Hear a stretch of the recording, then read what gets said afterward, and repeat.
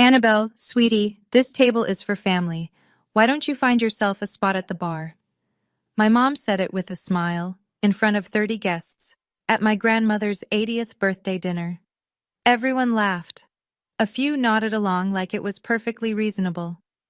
Then the waiter placed a $3,270 bill in front of me. Just me. For all 30 of them. I took a sip of water, smiled, and paid every cent. But before I could stand, a voice from the head of the table cut through the room. Just a moment, please. What happened next cost my mother everything she'd spent 24 years stealing. Before I go on, please take a moment to like and subscribe, but only if you genuinely connect with this story. Drop your location and your local time in the comments. I love knowing where you're watching from. My name is Annabelle. I'm 29 years old. And this is how I stopped letting my family treat me like a guest in my own life. Now let me take you back to Crestwood, Georgia, to the night everything changed. I was 5 when I moved into the Everett house. My parents, my real parents, James and Lucy, died on a Tuesday. A pickup truck ran a red light on Route 9 and hit them head on. I was at daycare, finger painting a lopsided sunflower. By the time they found me, I was an orphan. Richard Everett was my father's older brother. He insisted on taking me in. His wife, Diane, did not insist. I learned that early. Kyle and Madison, their biological kids, had bedrooms upstairs, matching bedspreads, glow-in-the-dark stars on the ceilings, nightlights shaped like animals. My room was in the basement, next to the washing machine. It had a window the size of a shoebox, and some nights the dryer would kick on at 2 in the morning, and I'd lie there listening to it thump like a second heartbeat. Diane never hit me. She was smarter than that. Her cruelty lived in small omissions, the kind no one sees unless they're the one being omitted. 3 plates on the table instead of 4. Oh, Annabelle, I keep forgetting. Grab one yourself. Family photos on the mantel, on the stairwell, on the Christmas card. Kyle grinning, Madison in pigtails, Richard with his arm around Diane.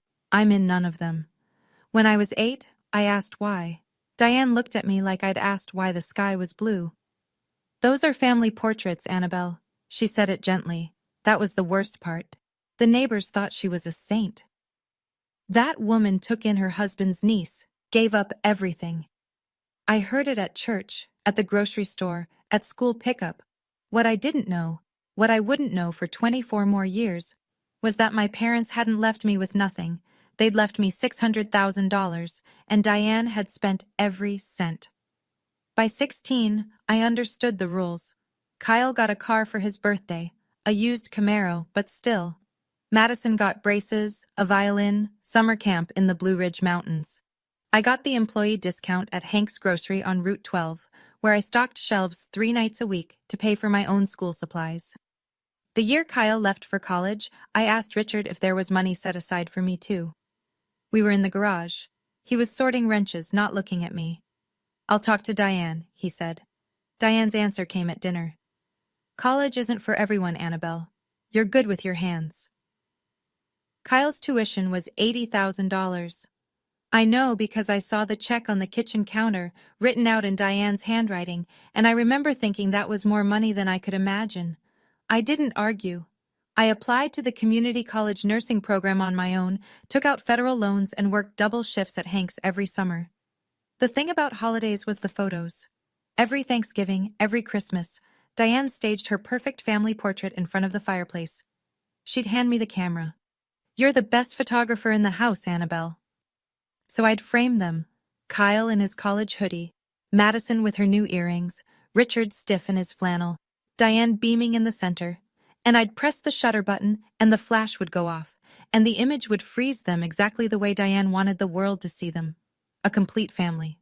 I wasn't in a single one. But there was one person in that family who never forgot me. One person who set a place for me every single time, without being asked. Eleanor Everett was 80 years old, 5'2", and the only person in that family who made me feel like I had a right to breathe. She was Richard's mother, a retired school teacher with a kitchen that always smelled like cinnamon, and a voice that could silence a room without rising above a whisper. Every Sunday, Eleanor picked me up at 9 sharp. We'd drive to her cottage on Maple Hill, and she'd teach me how to bake, apple crumble, buttermilk biscuits, peach cobbler from scratch. While the oven hummed, she'd tell me stories about my father. James had your eyes, she'd say, rolling dough with flour-dusted hands. And your mother, Lucy smiled like sunshine after rain. You have that same smile, Annabelle. I'd hold those words like coins in my pocket, turning them over during the long nights in the basement room. Diane hated my Sundays with Eleanor. She's 80 years old, Annabelle. You're wearing her out. She's fragile. Don't bother her with your problems. Maybe skip this week. She needs rest. I always went anyway, until the year Diane told me if I kept making trouble, she'd tell Eleanor I didn't want to come anymore. I was 14. I believed her. So I started asking permission first, and permission was not always granted. One Sunday, just before I turned 17, Eleanor said something I didn't understand. She put down her rolling pin, looked at me with eyes that were sharp and sad at the same time. Your parents loved you enough to plan ahead, Annabelle. Don't ever forget that. I nodded like I knew what she meant. I didn't. Not for another 12 years. But Eleanor knew exactly what she was telling me, and she was already making plans of her own. Fast forward to now. I'm 29, a registered nurse at Crestwood Community Hospital, living alone in a one-bedroom apartment above the laundromat on Cherry Street. It's small, it's loud on wash days, and it's mine. Eleanor's health has slowed in the past year. Her knees ache, she gets winded on stairs, but her mind is a steel trap, and every Sunday I still drive to Maple Hill. The rest of the family knows what Eleanor has. The cottage, her late husband's pension, savings accounts built over 50 years. Somewhere north of $1 million. In a town like Crestwood, that's a fortune. Diane started her campaign around January. Subtle at first. She'd visit Eleanor with flowers from the shop and happen to mention how difficult I'd been lately. How I'd been distant. How I probably only visited for the inheritance. Kyle backed her up at Easter brunch. Grandma, you know Annabelle's not technically family. Legally, I mean. Madison posted Instagram stories. Selfies with Eleanor, captions reading, blood is thicker than water, with a heart emoji. She tagged everyone except me. Then came the phone call. A Thursday evening, late March. Richard's name on my screen. He hadn't called me in 4 months. Annabelle. His voice sounded rehearsed, tired. About Mom's birthday dinner this Saturday. Maybe it's better if you don't come, for everyone's sake. I held the phone away from my ear, stared at the ceiling. Whose sake, Richard? He paused. It'll just cause tension. You know how Diane gets. I did know. That was the problem. I told him I'd think about it. Hung up. I didn't know then that the phone call was part of something much bigger. A plan already weeks in motion. I called Eleanor the next morning. She picked up on the first ring, like she'd been waiting. Grandma, Richard said maybe I shouldn't come Saturday. Silence. Then. Did he say why? He said it would cause tension. Eleanor's breathing was steady, measured. When she spoke, her voice was different, urgent in a way I'd never heard. You have to come, Annabelle, no matter what. Promise me. I promise.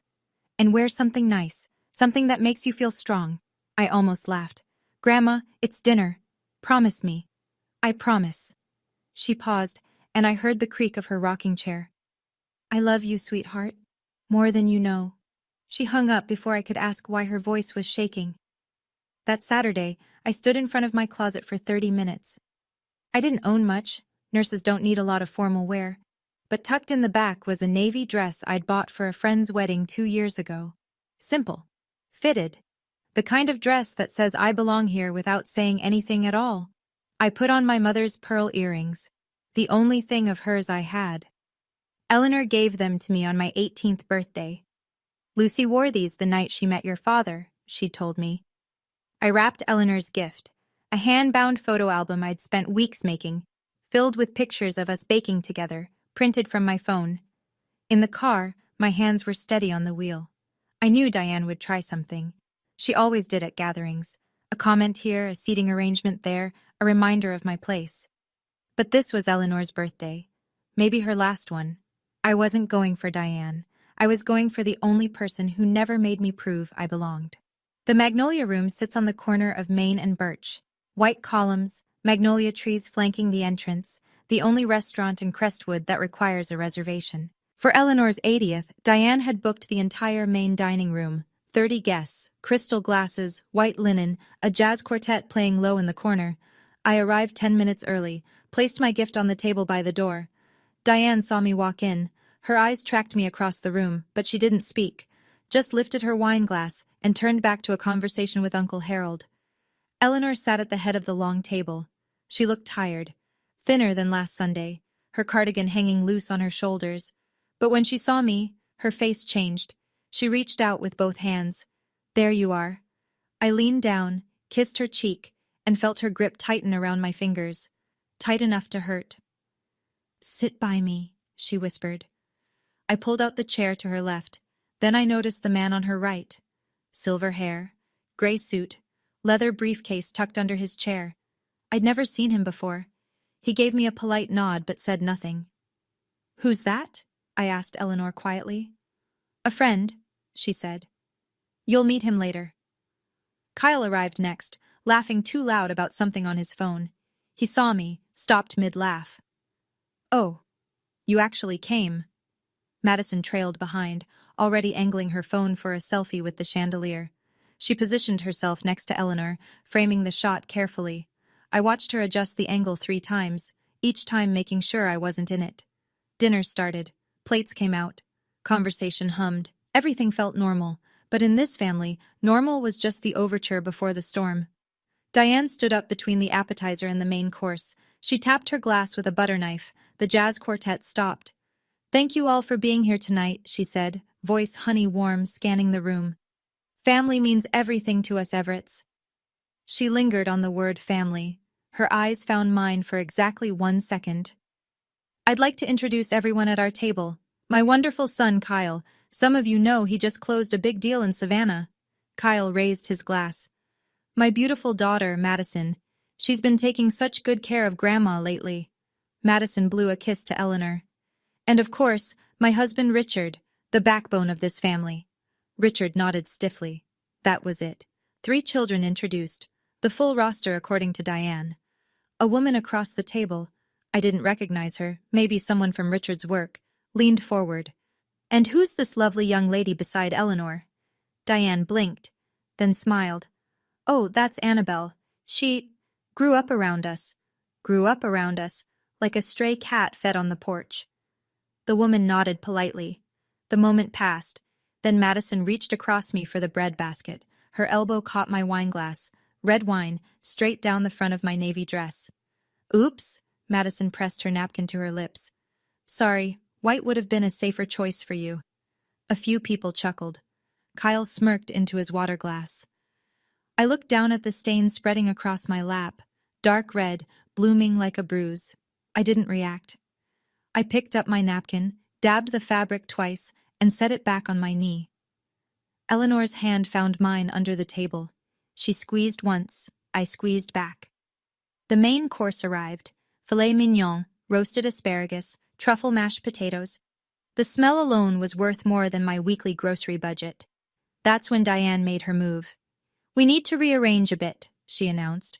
"Uncle Harold needs more room for his chair.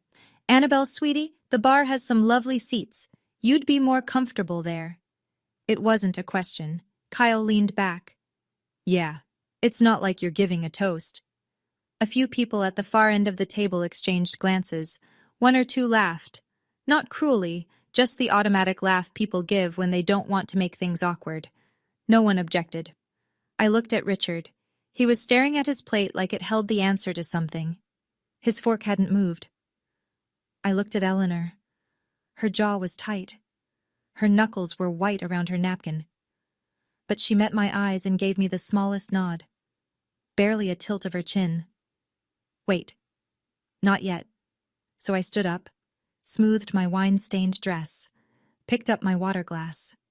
"Happy birthday, Grandma," I said. My voice didn't crack. I walked to the bar at the far end of the dining room. 12 steps, I counted, sat on a stool, set my glass down, and kept my back straight. The bartender, a young guy, maybe 22, looked at me with something between confusion and sympathy. "You okay?" he asked quietly. I'm fine. I wasn't. But I'd had 24 years of practice at being fine. Have you ever sat in a room full of people and felt completely invisible? Like the air you breathe doesn't count because no one's watching you breathe it? If you have, tell me in the comments. I want to know I'm not the only one. From the bar, I had a clear view of the table. Diane was laughing, refilling glasses, touching people's arms. The perfect hostess. Kyle was telling a story that involved hand gestures and a punchline I couldn't hear. Madison kept checking her phone under the table. Eleanor sat at the head, eating nothing, watching everything. The man in the gray suit hadn't moved. His briefcase stayed under his chair. He cut his steak in precise squares and spoke to no one. 20 minutes passed. Then Madison stood, phone in hand, and walked toward the restroom. She passed right by me, didn't even glance in my direction, like the bar stool was empty.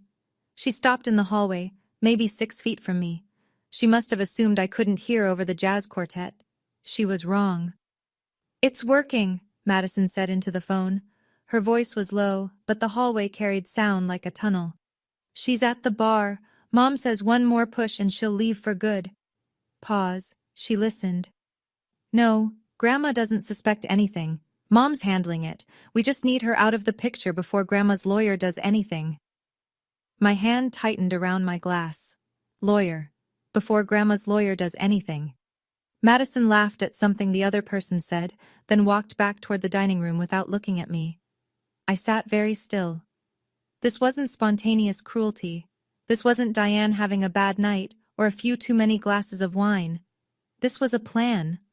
Coordinated. Timed. Designed to push me out the door before something happened. Something involving Eleanor and a lawyer. I didn't know what yet, but the man in the gray suit with the briefcase suddenly made a lot more sense.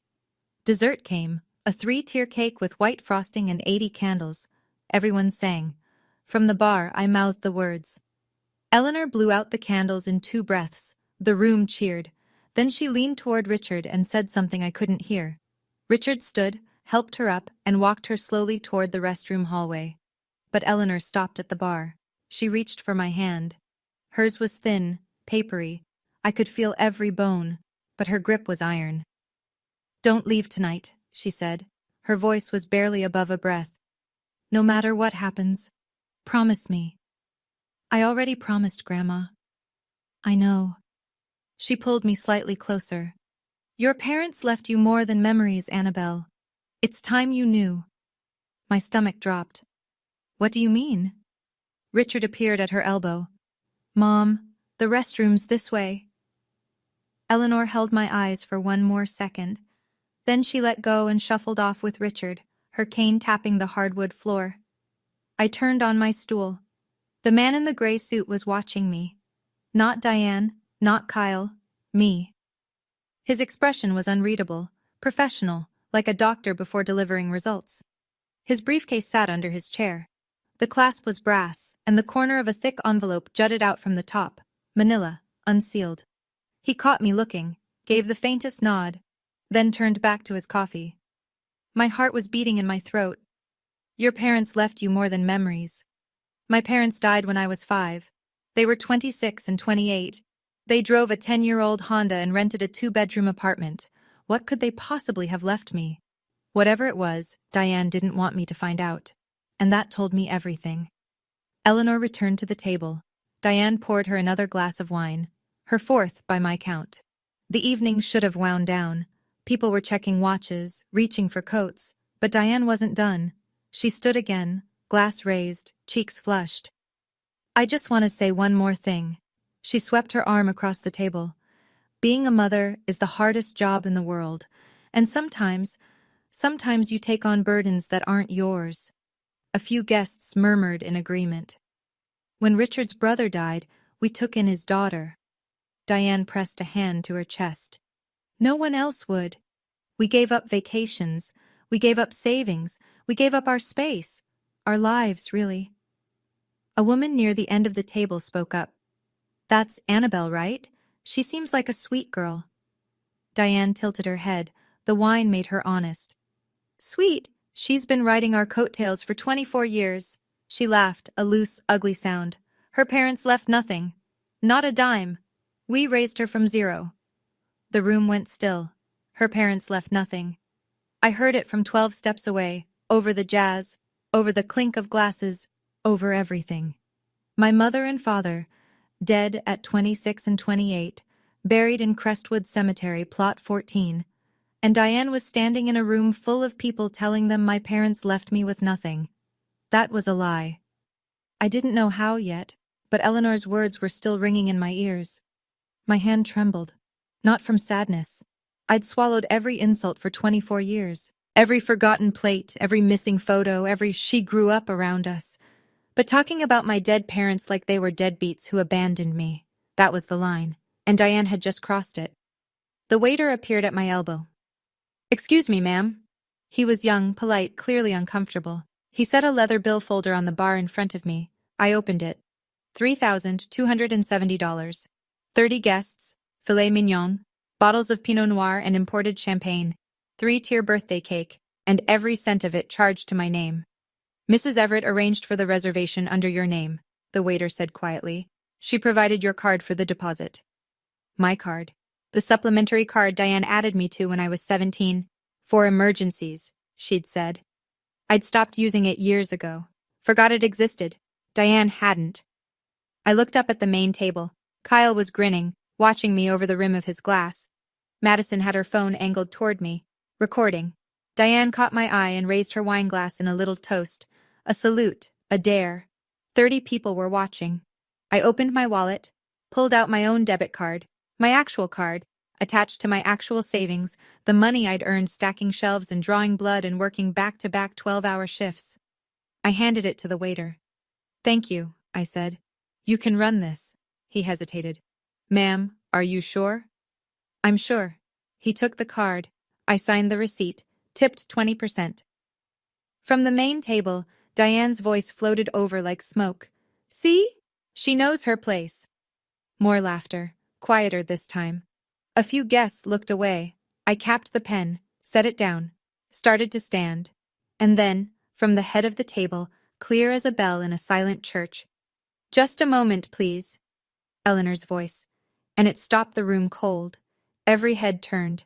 Eleanor pushed back her chair. The man in the gray suit stood first, offering his arm. She took it, steadied herself, and straightened to her full 5'2". The jazz quartet had stopped between songs. The timing was accidental. Or maybe it wasn't. The only sound was the faint clink of someone setting down a fork. Eleanor looked around the room the way she must have looked at a classroom of restless children.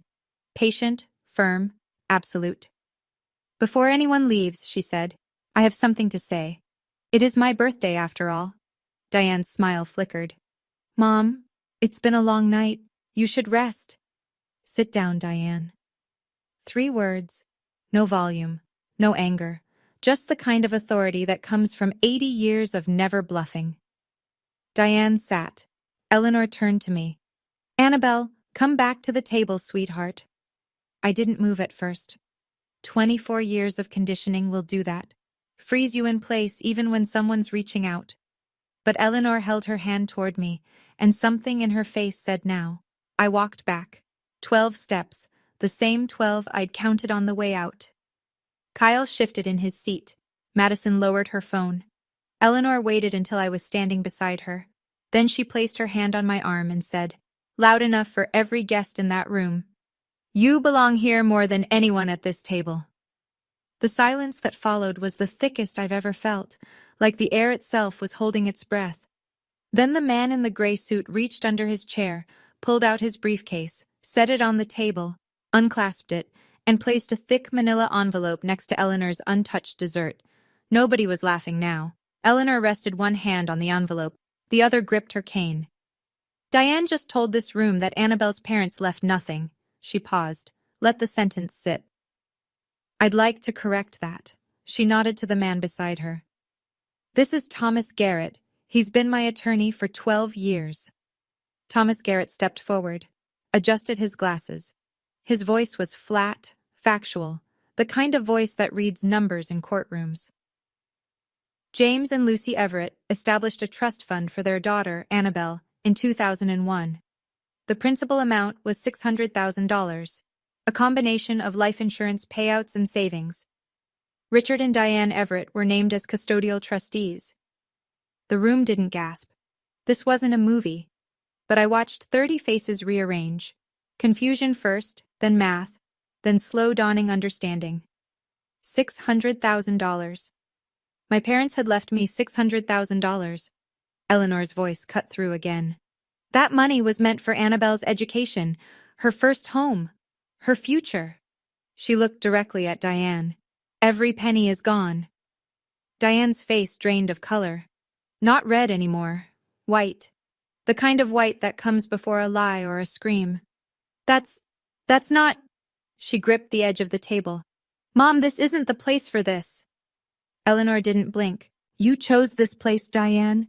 You chose to humiliate my granddaughter in this room, in front of these people.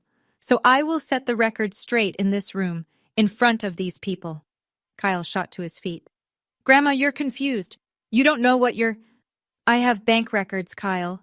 Eleanor's voice was quiet. Final. Sit down. Kyle sat. I couldn't feel my hands. Thomas Garrett opened the envelope and laid a stack of papers on the white linen tablecloth. These are notarized copies of bank statements from the trust account, he said, spanning 18 years. He didn't read every line. He didn't need to. He summarized in the same flat, courtroom voice. $80,000, withdrawn in 2008. Corresponds to tuition payments for Kyle Everett at the University of Georgia. Kyle's jaw locked. He stared at the paper like it might burst into flames. $45,000? 2015. A BMW 3 Series registered to Madison Everett.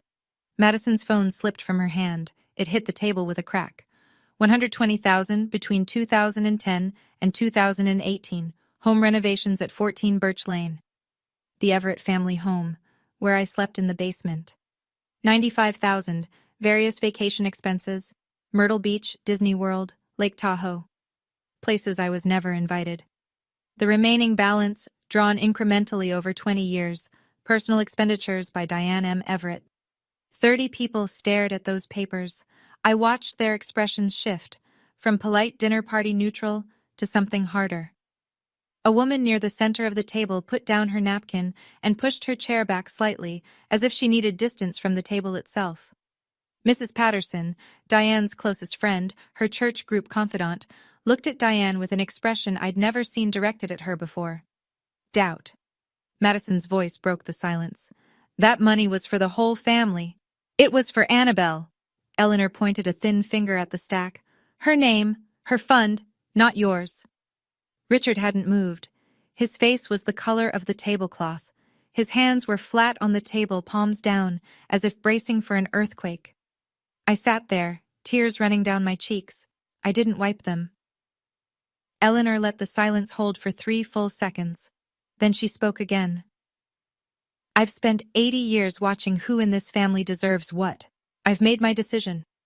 Thomas Garrett straightened his tie. Mrs. Eleanor Everett has formally revised her estate plan. Effective immediately, Annabelle Everett is named as sole beneficiary. The room fractured. Kyle knocked his chair backward, standing up. You can't do this!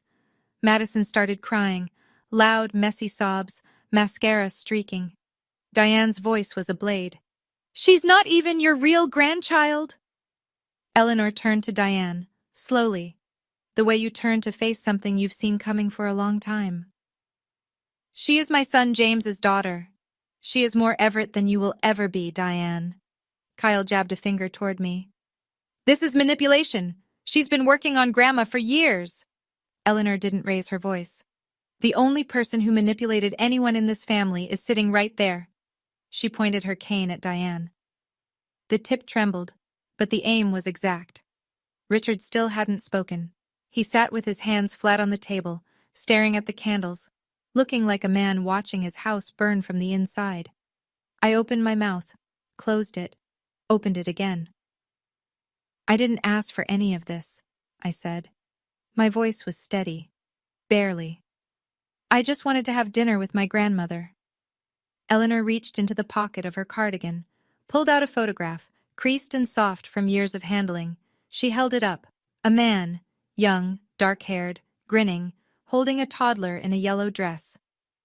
"Your father asked me to look after you," Eleanor said. "I'm keeping my promise." I took the photo. My father's face, my face, together. But there was still more to come. Diane shoved her chair back. It hit the wall with a crack that made the bartender flinch. "This dinner is over." She grabbed her purse, then spun toward Eleanor. "You're clearly not in your right mind. We'll have this thrown out by Monday." Thomas Garrett reached into his briefcase and produced a second document. He set it down like a man laying cards on a table. "Mrs. Everett was evaluated 4 weeks ago by Dr. Fiona Reed, board-certified geriatric psychiatrist in Atlanta. Full cognitive assessment." He paused. "She is of sound mind. The report is notarized and filed." Diane's mouth opened, closed, opened again. Nothing came out. She turned on me. Her voice was raw, stripped of honey, stripped of everything except venom. "You did this. You poisoned her against her own family." I looked at her from across the table, wine stains still on my dress, eyes still wet, hands still shaking. But my voice came out clean. "I've been sitting at the bar for 2 hours, Diane. When exactly did I do that?" A sound moved through the room. Not laughter, not a gasp, but something between them. A release. Several guests looked down. One man rubbed the back of his neck. Mrs. Patterson stood up. She walked to Diane, leaned close, and asked in a voice she probably thought was a whisper, but carried across the silence like a gunshot. "Diane, is this true? About the trust fund?" Diane didn't answer. She grabbed Richard's arm. "We're leaving! Now!" Richard didn't move. "Richard." He looked at her. For the first time all night, something moved behind his eyes. Something that looked like it had been caged for a very long time. "No," he said. "Not yet." Diane changed tactics the way weather changes in Georgia. Sudden, total, without apology. The venom vanished. Her shoulders dropped. Her chin trembled. Tears pooled in her eyes, and when she spoke, her voice was a quivering thread. "I gave up everything for that girl." She pressed a hand to her chest. 24 years. My youth, my energy, my savings. And this is how I'm repaid? Kyle wrapped an arm around her. "It's okay, Mom. We'll fight this." Diane turned to the remaining guests, eyes glistening. "She turned an old woman against her own children. This is elder abuse. You're all witnesses." I watched it happen, the room tilting. A few guests shifted in their seats. An older man at the far end frowned in my direction. Diane's tears were good. They always had been. In Crestwood, she'd perfected the role of the suffering mother, and the audience knew the script. It was working. Then Thomas Garrett laid one more document on the table, a thick stack, bound with a clip. He turned it to face the room. "These are notarized bank records," he said, "withdrawal after withdrawal from the trust account over 18 years.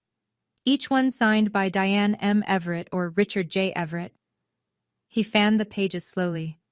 Dates, amounts, signatures, page after page after page. The room turned back. Mrs. Patterson stared at the papers, then at Diane, then back at the papers. Diane saw it happening, the shift, the loss of her audience, and for the first time something cracked in her performance. Not sadness, not anger, fear. She realized Eleanor hadn't acted on impulse. This wasn't a grandmother's emotional outburst. This was months of preparation, legal documents, medical evaluations, notarized evidence. Diane had walked into her own trap. Richard stood up. The movement was so quiet, so unlike the chaos around him, that it took a moment for anyone to notice. He didn't push his chair. He just rose, slow, heavy, like a man standing up in water. "Mom." His voice cracked on the single syllable. "I'm sorry. I knew. I should have stopped it years ago." Diane whipped toward him. "Shut up. Don't say another word, Richard." "No, Diane." He turned to face her, and I saw something I'd never seen in 24 years. Richard Everett looking his wife in the eye without flinching. "Enough. I've been quiet for 24 years. I'm done." He turned to me. His chin was shaking. His hands hung at his sides like broken tools. "Your parents trusted us, Annabelle. They trusted me." He swallowed. "I failed them. I failed you." The room was so silent I could hear the ice melting in someone's glass. I looked at this man, the man who drove me to school when Diane wouldn't, who fixed my bicycle chain in the garage without being asked, who never once raised his voice at me, and who also never once raised it for me. "I know, Dad," I said. I hadn't called him Dad in years. It wasn't forgiveness. It was just the truth, the complicated, tangled, insufficient truth of what he was. Kyle stared at his father like he was watching a stranger. Madison stopped crying. Then Richard reached into his back pocket, pulled out something small and creased, a handmade birthday card, construction paper, childish handwriting. "Annabelle wrote this for you 15 years ago, Mom," he said to Eleanor. "Diane threw it away. I kept it." Eleanor took the card with trembling hands, read it, and wept. I stood up. Not fast, not dramatic, just stood, the way you stand when you've made a decision that took 24 years to arrive. The room was watching. 30 faces, some sympathetic, some stunned, some already composing the version they'd tell tomorrow at church or the grocery store. I didn't care about any of those versions. I looked at Diane. "I'm not going to yell," I said. "I'm not going to call you names, but I'm done being the person you wipe your feet on. I'm done sitting at the bar while you decide who counts as family." Diane's mouth moved, but nothing came out. I turned to Kyle and Madison. "I don't hate either of you, but I won't pretend anymore." Madison looked at the floor. Kyle looked at the wall. Neither of them looked at me. I turned to Eleanor, took her hand. "Thank you for keeping your promise to my dad." Eleanor squeezed my fingers. Her eyes were still wet, but she was smiling. A thin, fierce, satisfied smile. Then I faced the room one last time. 30 people. Crystal glasses. White tablecloths stained with an evening no one would forget. "I paid the bill," I said. "That's the last thing I'll ever pay for this family." I helped Eleanor to her feet. Thomas Garrett collected his briefcase, tucked the documents inside, and followed us toward the door. Behind us, Diane's voice clawed after us. "You'll hear from our lawyer." Eleanor stopped, turned, looked at Diane over her shoulder with the patience of a woman who had been planning this moment for 2 years. "Please do," she said. "Thomas is very thorough." We walked out into the March night. The air was cold and sharp and clean. The real fight was just beginning. 2 weeks later, Diane launched her counteroffensive. The Facebook post went up on a Tuesday afternoon. 12 paragraphs of carefully crafted victimhood. She described herself as a loving mother who'd sacrificed everything for an ungrateful adopted child. She wrote about Eleanor's declining mind and my calculated manipulation of a vulnerable elderly woman. She used the phrase elder abuse 3 times. In a town of 9,000 people, that post spread like fire through dry grass. By Wednesday morning, it had 200 shares. People I'd known my whole life started looking at me differently. A nurse at the hospital asked me, voice low in the break room, "Is it true about your grandmother?" A neighbor crossed the street when she saw me coming. Then came the legal assault. Kyle hired a lawyer, Brian Prescott, the most expensive attorney in the county, and filed a petition to challenge Eleanor's will. The grounds: undue influence. The claim was that I had isolated Eleanor from her family and coerced her into changing her estate plan. The irony was so thick I could have choked on it. Madison sent me a text at 11 at night. "I still have it saved. We'll drag this out until you're broke. You'll wish you'd stayed at the bar." I sat on my apartment floor that night, reading letters and comments and text messages from people who'd never bothered to hear my side. My savings account had $31,000 in it, every penny from 6 years of nursing. That wouldn't last long against Brian Prescott's hourly rate. But Thomas Garrett had already prepared for this. Eleanor had already prepared for this. They'd been ready for Diane's war long before Diane knew she was fighting one. Thomas Garrett called me on a Thursday. "We're filing a counterclaim," he said. No preamble. "Breach of fiduciary duty. Your parents designated Richard and Diane as custodial trustees. That carries a legal obligation. Every dollar in that fund was required to be used solely for your benefit. And they used it for Kyle's tuition, Madison's car, their vacations. For 18 years. I could hear him turning pages. The documentation is thorough: bank records, withdrawal slips, corresponding purchases. Your grandmother spent 6 months compiling this. 6 months. While I was driving her to Sunday brunch and thinking everything was normal, Eleanor had been building a case. Thomas filed the counterclaim in county court. Breach of fiduciary duty, requesting full restitution of the $600,000, plus interest, plus legal fees. In the same filing, he submitted Dr. Fiona Reed's cognitive evaluation. Eleanor had scored in the 97th percentile for her age group. Sound mind didn't begin to cover it. Kyle's lawyer, Brian Prescott, reviewed our filing. I know what happened next because Thomas told me. Prescott called Diane that same evening. Mrs. Everett, I'd strongly advise you to settle. Diane's answer, according to Thomas, was 4 words. I'd rather burn everything. Sometimes I wonder, if I just walked away that night, taken whatever scraps they offered and disappeared, would life have been easier? Simpler? But then I think about my parents. They set up that fund when they were 25 years old. They planned for a future they wouldn't live to see. They did that for me. I couldn't walk away from that. Would you? I'm curious. Would you fight to the end, or cut your losses and move on? Tell me in the comments. I've thought about this 1,000 times. The hearing took place 6 weeks later at the Mercer County Courthouse, a brick building with columns that needed painting, and a flagpole that leaned slightly to the left.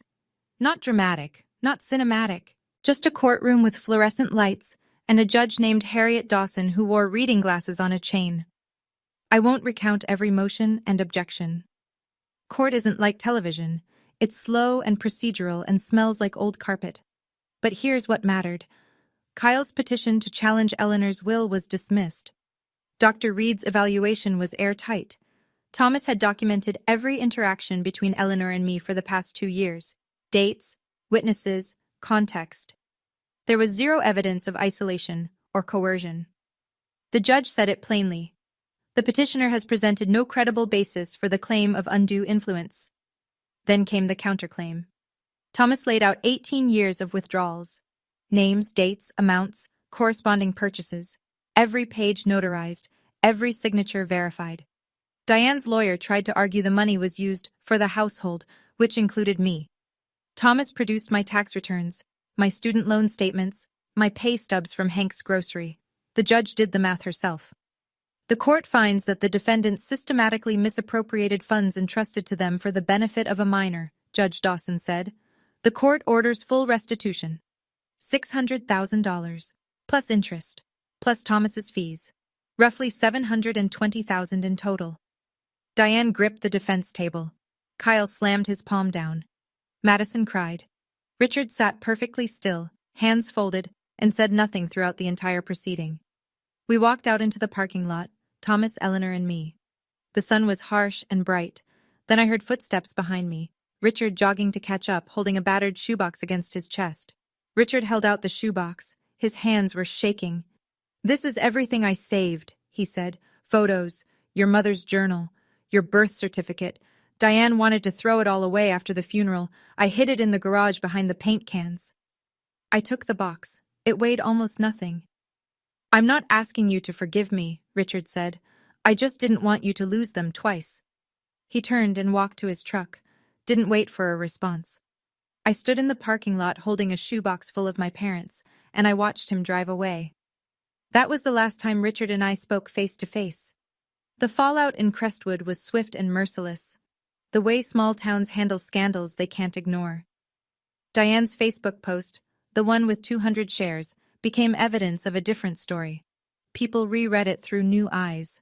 The comments section turned. Mrs. Patterson, the church group friend who'd asked Diane about the trust fund at the restaurant, called Diane the following Sunday. I think you should find another church group, Diane. The flower shop on Oak Street, Diane's Petals, the one she'd run for 15 years, lost a third of its customers in a month. In a town that runs on reputation, a court ruling is a scarlet letter. Kyle's real estate firm let him go. His boss didn't cite the case directly. He said, if you can't manage your own family's finances, how can clients trust you with theirs? Madison, who'd never held a job longer than 3 months, lost her only income source, Diane's support. She applied at a grocery store on Route 12. The same Route 12 store where I once stacked shelves at 16. Some things come full circle without anyone planning it. Even after the ruling, Diane's version of events still floated around certain corners of Crestwood. Some people believe the first story they hear, no matter what comes after. I was still the gold digger to a handful of neighbors. Still, the adopted girl who manipulated a sick old woman in a few group chats. Then Nora got involved. Nora Beckett, my best friend since 10th grade, now a reporter at the Crestwood Gazette. She didn't write a puff piece. She didn't write a hit job. She wrote a straight, fact-based article. Court records, bank statements, the timeline. No opinion, just truth, laid out chronologically.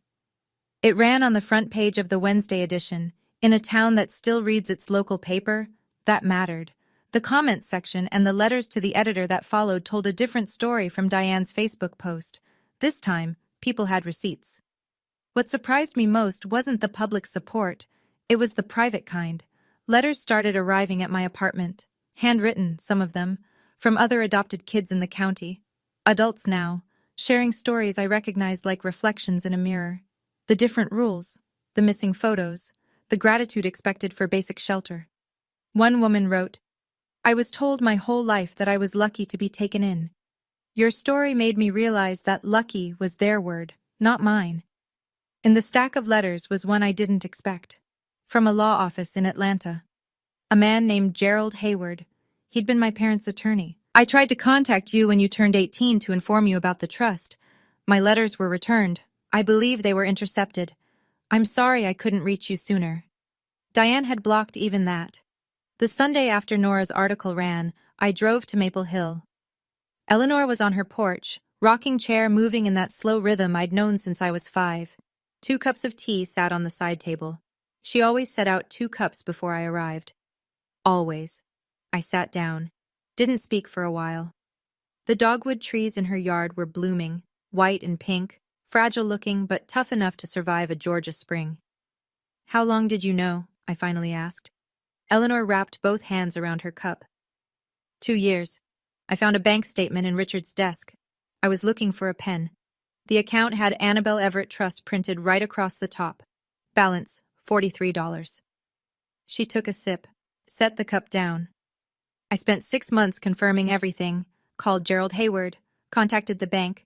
Then I found Thomas." She looked at me. "I waited for the right moment. Diane chose the restaurant. I just used her stage." I stared at the dogwoods. "Why didn't you tell me sooner?" "Because if I told you too early, Diane would have found a way to explain it. She's good at that. I needed everything documented first. I needed it airtight." She reached under her chair and pulled out a small album, one I'd never seen. Inside, photographs. Eleanor visiting a cemetery, standing before 2 headstones, placing flowers, white roses. The dates on the photos spanned years. "I go every April," she said. "Your father's birthday." I didn't know that. 15 years of visits, white roses, every single year. I cried. Not the tears from the restaurant. Those had been shock and hurt and anger. These were different. These were the tears you cry when someone proves that love doesn't have an expiration date. "Your father would be proud," Eleanor said. "Not because of the money, because you stayed kind." 6 months later, I stood in the Crestwood Public Library, the same library where Eleanor used to take me for story hour when I was 7, and watched her cut a ribbon. The banner behind her read, "The James and Lucy Everett Scholarship Fund." It was a Tuesday morning. 40 people showed up. Teachers, nurses from the hospital, a few families from the county foster system. Thomas Garrett stood in the back, arms crossed, something close to a smile on his face. I'd used the restitution money, the original $600,000, to endow the fund. Thomas helped structure it as a nonprofit. The purpose was simple: educational support for foster children and adopted kids in Mercer County. Tuition, books, housing, whatever they needed to build a life that didn't require anyone else's permission. Eleanor asked me to say a few words. I'm a nurse, not a public speaker, but I tried. "My parents set up a trust fund when they were 25 years old," I said. "They were planning for a daughter they didn't know they wouldn't get to raise. I'm using that money the way I think they would have wanted. To help kids like me." I looked at the small crowd. Some were nodding. A woman in the second row was crying. Being adopted doesn't make you less than. Being different doesn't make you a burden. And if anyone ever tells you that the only reason you matter is because someone chose to keep you, remember, you mattered before they chose. You mattered the day you were born. Eleanor clapped first, then everyone else. We served cake afterward. Eleanor's recipe, apple crumble, cinnamon so thick you could smell it from the parking lot. It wasn't revenge. Revenge is loud and ugly and leaves you emptier than before. This was legacy. Diane came to find me 3 weeks after the scholarship launch. I was finishing a 12-hour shift at the hospital. Tired, still in scrubs, hair pulled back, no makeup. She was waiting in the parking lot, leaning against a car I didn't recognize. Not the Lexus anymore. Something smaller, older. She looked different. The highlights in her hair were growing out. Her nails were unpolished. The composure she wore like armor for 24 years had cracked, and what was underneath looked exhausted. "Annabelle?" I stopped, keys in hand. I know I wasn't perfect. Her voice was smaller than I'd ever heard it. But I raised you. I fed you. I kept a roof over your head. That has to count for something. I took a breath. The parking lot was quiet. Just the two of us and the hum of the highway. "It does count," I said. "And I'm grateful for the roof. I'm grateful for the meals. But gratitude doesn't mean I owe you my inheritance, my dignity, or my silence." Diane's chin trembled. "Can we start over?" I looked at her, really looked, at the woman who forgot my plate at dinner, who introduced me as someone who grew up around us, who lied about my parents in front of 30 people and called it sacrifice. "No," I said, "we can't start over, but I'm not going to take anything from you, and I'm not going to let you take anything from me. Not anymore. That's the boundary." She opened her mouth, closed it, nodded once, small, defeated, and walked back to her car. I watched her pull out of the lot and turn onto Route 12. I didn't call after her. I went inside, clocked in for the night shift, and took care of my patients. Life continues. Diane sold the house on Birch Lane, the one renovated with my trust fund money. After the settlement, legal fees, and back taxes, she cleared just enough to rent a one-bedroom apartment on the east side of town. The flower shop closed in August. 15 years of Diane's petals, gone. The sign hung in the window for weeks before someone finally took it down. Kyle left Crestwood without saying goodbye. To me or to anyone, as far as I know. Last I heard, he was selling real estate in Tallahassee. He deleted his Facebook, changed his phone number. Madison got a job at the grocery store on Route 12. The irony writes itself, and I won't underline it. She works mornings. I sometimes see her car in the lot when I drive past. We don't wave. We don't pretend. Richard filed for divorce the month after the court ruling. He moved into the Pinecrest Motel off the highway. He sends me a letter every month, handwritten, on yellow legal pad paper. He doesn't ask for forgiveness. He writes about going to therapy, about the things he should have said 20 years ago, about learning to sit with guilt instead of hiding from it. I read every letter. I keep them in a drawer beside my bed. I haven't written back yet. I don't know if I will, but I don't throw them away. That feels like something. Maybe one day it'll feel like enough. Eleanor is still here, still sharp, still making apple crumble every Sunday. The difference now is that I drive to Maple Hill and park in the driveway without checking my phone first to see if Diane has given me permission. I don't need permission anymore. I never did. I'm not telling you this story to gloat. I'm telling you because for 24 years, I believed that belonging was something other people could give me or take away. That if I was just quiet enough, grateful enough, small enough, eventually Diane would look at me and see a daughter instead of a debt. She never did. And that was never my failing. It was hers. If you're in a situation like mine, where someone uses the word family like a leash, where gratitude is just another name for control, I want you to hear this. Setting a boundary is not revenge. It's not cruelty. It's not even anger. It's the moment you stop agreeing that you're worth less than they've decided. Boundaries aren't walls. They're doors. You choose who walks through. I still work at Crestwood Community Hospital. I still live above the laundromat on Cherry Street. The dryer downstairs still kicks on at 2 in the morning sometimes, and I lie there listening to it. But now, in my own apartment, it sounds different. It sounds like my life, not someone else's leftovers. On my nightstand, there's a photograph. A young man with dark hair, grinning, holding a toddler in a yellow dress. Behind them, sunlight.